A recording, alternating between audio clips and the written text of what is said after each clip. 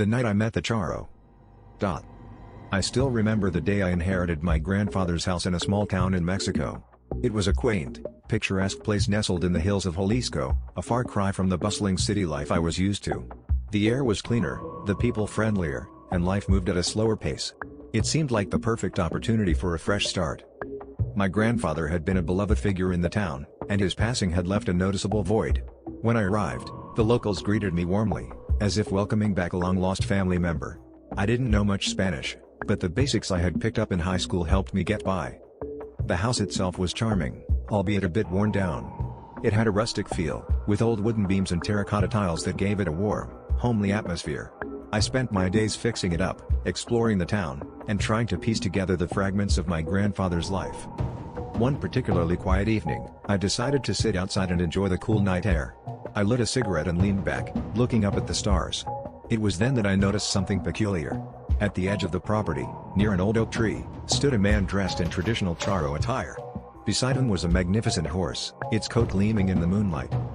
The Charro just stood there, staring at me. His presence was unsettling, to say the least.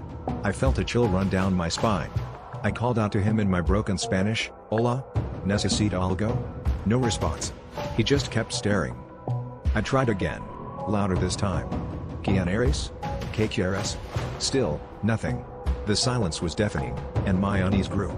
The Charro and his horse started to move closer, their figures becoming more defined in the dim light. Panic surged through me, and I bolted for the house, my heart pounding in my chest. Once inside, I locked the door and peered out the window. The Charro and his horse were gone. The night was silent again, but the fear lingered. I didn't sleep at all that night, my mind racing with questions and fear. The next morning, I packed my bags and left.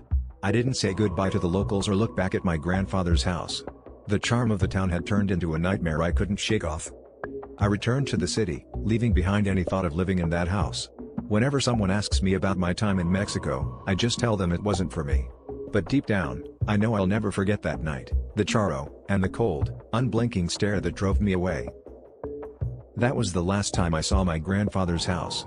I never returned, and I never spoke of it again.